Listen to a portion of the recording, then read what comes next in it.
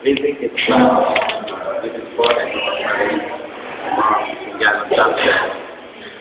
we would like to thank you for all the support that you have given us during your stay here for 3 years. Aming chapter.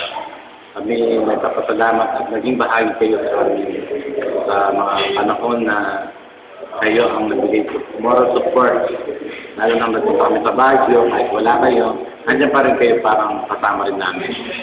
Sa mga Christmas party, laging kayo ang nagbibigay ng pasiyahan. At maraming beses na hindi nyo kami binigo sa aming mga kahilingan.